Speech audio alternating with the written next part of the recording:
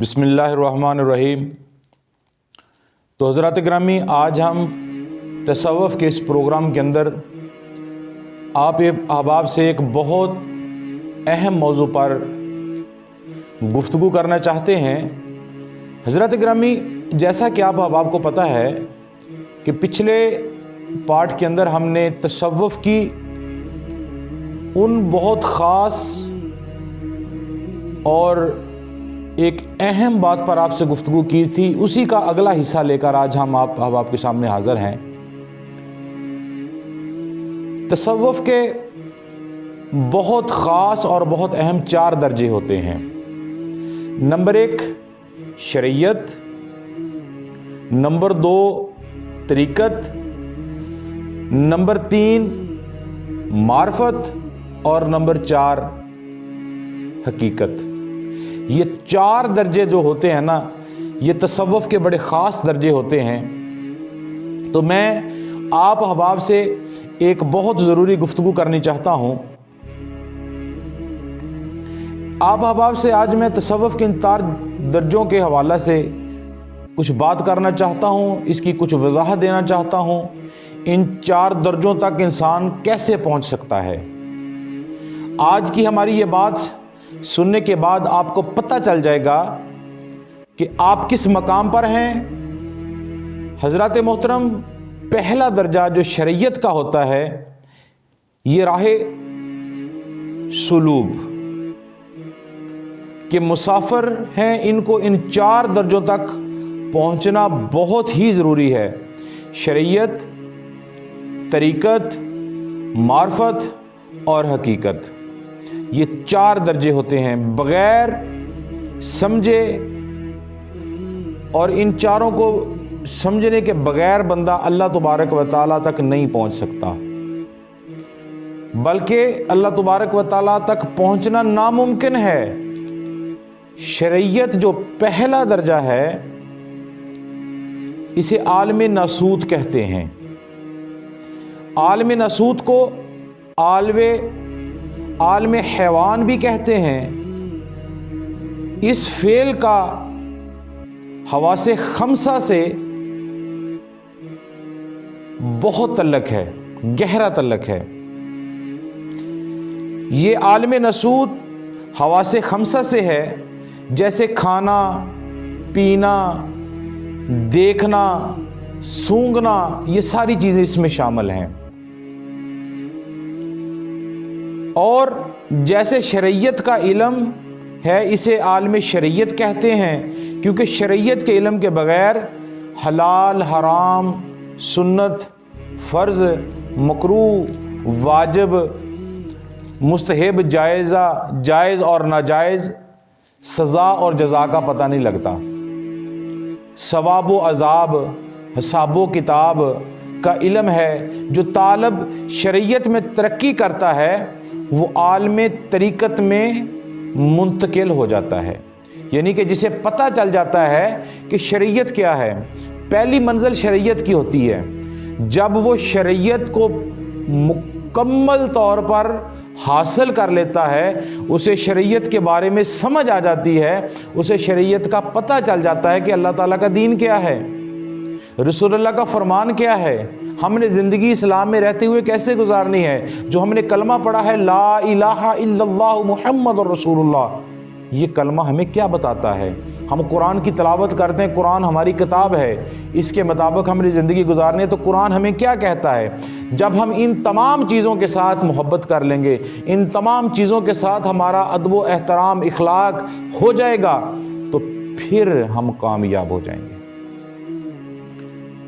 और जब हम कामयाब हो जाएंगे, फिर हम दूसरी मंजिल जो तसव्वुफ़ की है, जिसे तरीक़त कहते हैं, तो हम तरीक़त में शामिल हो जाएंगे। अब दूसरा दर्जा तरीक़त का है, यानी कि शरीयत को मुकम्मल करने के बाद हम तरीक़त में आएंगे। जब हम शरीयत को पार करके तरीक़त में आ जाएंगे ना, तो ये दूसरा दर्जा है तसव्वुफ़ का। जब हम तसव्वुफ़ के इस दर्जे के अंदर आ जाएंगे ना, दूसरे दर्जे के अंदर, इसे मलकूत कहते हैं। तरीक़त का, तसव्वुफ़ का जो दूसरा दर्जा तरीक़त है, इस दूसरे दर्जे को मलकूत कहते हैं। یہ عالم ملکوت عالم ملتس کے ساتھ ہے، یعنی کہ اس کا تعلق ملائکہ ارواح نفوس قدسیہ کے لیے یہ عالم ترقی کے بعد آتا ہے، یعنی کہ جب ہم اس طریقت کے مقام پر فائز ہوں گے، یہ عالم کب آتا ہے، کسے ترقی کرنے کے بعد آتا ہے؟ یہ عالم ملائکہ ارواح نفوس قدسیہ کے لیے یہ عالم ترقی کے بعد آتا ہے۔ اس کا علم طریقت ہے، یعنی کہ ان چیزوں کو جاننا اور ان تک اپنی رسائی حاصل کرنا، اس علم کی ترقی کے بعد یہ علم یعنی کہ مقام طریقت آتا ہے۔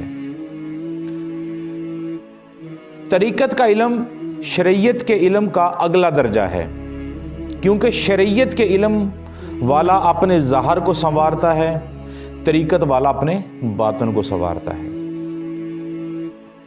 جیسا کہ صبر و شکر، نفس کی پاکیزگی، اخلاص وغیرہ، دیکھیں طریقت والے جو روح ہوتی ہے نا ان کی، وہ روح نورانی ہوتی ہے، یعنی کہ طریقت والی کی جو روح ہوتی ہے نا وہ روح نورانی ہوتی ہے، اور جب نورانی روح بندے کی بن جاتی ہے پھر وہ بندہ معرفت میں منتقل ہو جاتا ہے، یعنی کہ پہلا شریعت سے منتقل ہو کر طریقت میں آیا، اب طریقت پر اس نے عمل کیا تو اب وہ معرفت میں چلا گیا۔ اب جو معرفت والا بندہ ہے، جب معرفت میں بندہ پہنچتا ہے، تیسرا مقام تصوف کا تیسرا مقام، تیسرا درجہ جبروت ہے۔ معرفت کو جبروت کہتے ہیں۔ عالم جبروت عالم ارواح ہے۔ جبروت کا مقام ذوق و شوق، طلب تڑپ، یہ مرتبہ ورادت اور مرتبہ و فصاحت سے ہے، معرفت ہے۔ یہاں پہنچ کر طالب حرف بلکہ صرف یہ پہچان کرتا ہے کہ میں کیا ہوں، کون ہوں، میرا رب کون ہے، یعنی یہاں انسان اپنی ذات میں غور و فکر کا علم سیکھتا ہے۔ معرفت کا جو علم ہوتا ہے نا، انسان اپنے اندر کی بات کو سمجھتا ہے، میں کیا ہوں، میرا رب کون ہے، میرا مقام کیا ہے۔ جب بندہ معرفت میں پہنچ جاتا ہے پھر اس کا اگلا مقام یہ آ جاتا ہے۔ تو اس مقام پر جب بندہ پہنچ جاتا ہے، جب یہ علم سیکھ لیتا ہے، غور و فکر کا علم سیکھ لیتا ہے اور باقی ہر علم کو خیر بات کہہ دیتا ہے، اور یہاں روح کو روح سلطانی کا نام دیا جاتا ہے، یعنی کہ انسان کی روح سلطان ہو جاتی ہے۔ سلطان سے مراد اسے خبر ہو جاتی ہے، اللہ تبارک و تعالیٰ کے قرب کی اسے خبر ہو جاتی ہے۔ اس کا مقام پر روح پر جو تجلی پڑتی ہے اسے تجلی فصاحت کہتے ہیں۔ تجلی فصاحت جو ہوتی ہے، جب بندہ تجلی فصاحت کو حاصل کر لیتا ہے تو پھر وہ حقیقت جان لیتا ہے۔ تجلی فصاحت کو حاصل کرنے کے بعد بندہ تو چوتھے درجے حقیقت کے اندر منتقل ہو جاتا ہے، چوتھے درجے میں پہنچ جاتا ہے۔ اب حقیقت تصوف کا آخری درجہ حقیقت ہے، یعنی کہ حقیقت جو ہے نا یہ تصوف کا آخری درجہ ہے جس کا نام حقیقت ہے۔ دیکھیں حقیقت سب باری اور اہم مقام ہے، اور اس کا جو عالم ہے وہ لاہوت ہے، یعنی اسے عالم لاہوت کہتے ہیں۔ حقیقت جو ہوتی ہے نا اسے عالم لاہوت کہتے ہیں، اور عالم لاہوت کے نشان اپنے آپ سے قطع تعلق کرتا ہے۔ یہ جو انسان ہوتا ہے نا، جب اس کے ساتھ عالم لاہوت کے نشان آ جاتے ہیں، اس پر عالم لاہوت چھا جاتا ہے، اس مقام کو حاصل کر لیتا ہے بندہ، تو پھر وہ اپنے آپ سے قطع تلقی کر دیتا ہے۔ کیونکہ اس لیے یہ قطع تلقی اس لیے کرتا ہے کیونکہ اس کو اللہ تعالیٰ نے ایک حقیقت ظاہر اس کے سامنے سے پردے اٹھا دیے جاتے ہیں۔ حقیقت کا مطلب ہے پردوں کو اٹھا دینا۔ اس کا تعلق عالم امر سے ہے،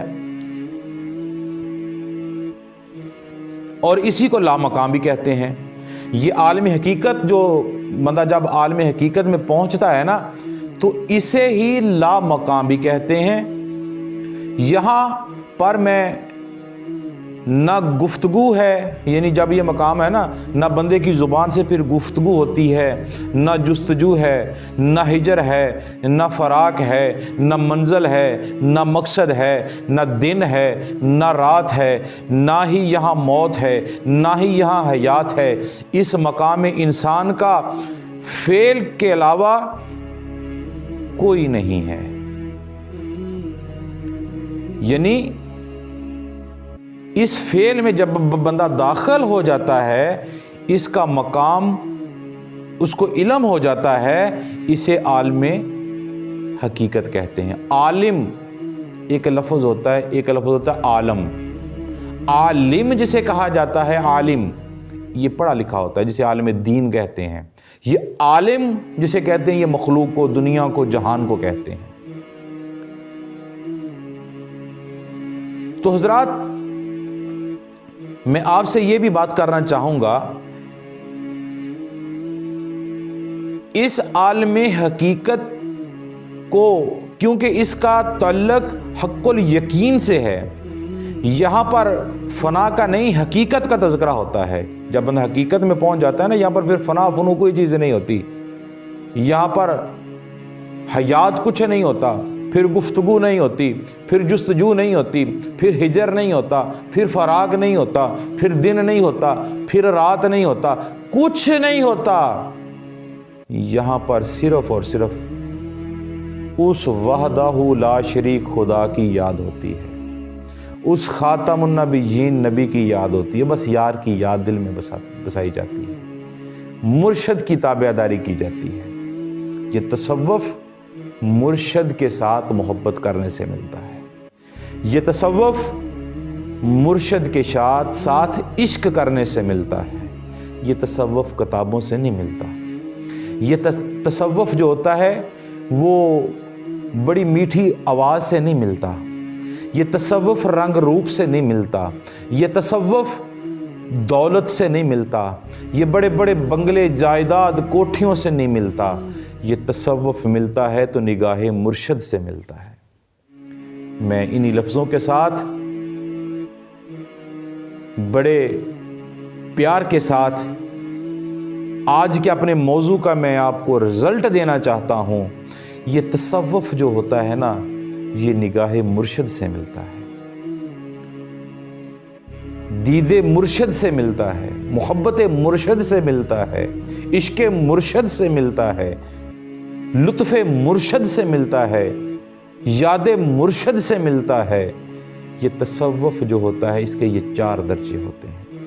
اس کو پانے کے لیے دل کو صاف کرنا پڑتا ہے، اس کا داخلہ لینے کے لیے مرشد کی بارگاہ میں جانا پڑتا ہے۔ جیسے بندے نے ڈاکٹر بننا ہو، وہ کالجوں میں پڑھتا ہے، اسکولوں میں پڑھتا ہے، یونیورسٹیوں میں پڑھتا ہے، پھر کورسز کرتا ہے، دوسرے ممالک میں جاتا ہے، MBBS کا کورس کرتا ہے، دیگر شعبہ جات کے کورس کرتا ہے۔ اسی طرح تصوف کے ان 4 درجوں پر اپنے آپ کو اعلیٰ کرنے کے لیے، اس میں داخل کرنے کے لیے، حاصل کرنے کے لیے پھر داخلہ لینا پڑتا ہے مرشد کی بارگاہ میں۔ اسے صوفیہ اعظام اور شریعت کی زبان میں اسے بیعت کہتے ہیں، بیعت ہونا پڑتی ہے، اور بیعت ایسے شخص کے ہونا پڑتا ہے جس کی نسبت نبی پاک کے ساتھ ہو، درمیان سے منقطع نہ ہو، نسبت کے ساتھ نسبت کے ساتھ نسبت۔ میں پھر ایک مرتبہ کہوں، یہ کتابوں سے علم حاصل نہیں ہوتا، یہ علم نگاہ مرشد سے حاصل ہوتا ہے۔ مقام حقیقت میں پہنچنا ہے، اس کی روح کو روح قدسی کا نام دیا جاتا ہے جب بندہ حقیقت میں پہنچتا ہے، کیونکہ اس روح کا وطن عالم لاہوت ہے۔ اس مقام پر ڈائریکٹ حق تعالیٰ کی تجلیات وصول ہوتی ہے، ڈائریکٹ حق تعالیٰ کی تجلی پڑتی ہے۔ جب بندہ حقیقت میں آ جاتا ہے تو پھر اس کے سامنے سے وہ پردے اٹھا دیے جاتے ہیں، چہرہ یار نظر آ جاتا ہے، بندہ کامیاب ہو جاتا ہے۔ یہی میرا میسج تھا، یہی میرا پیغام تھا۔ تصوف کے یہ 4 موضوع میں نے آپ کو بتائے۔ اللہ تعالی ہم سب کو اس پر عمل کی طاقت، توفیق، برکت اور محبت عطا فرمائے، تاکہ ہم اسے سمجھ سکیں، اس پر عمل کر سکیں، آگے لوگوں کو بتا سکیں۔ والسلام علیکم ورحمۃ اللہ وبرکاتہ۔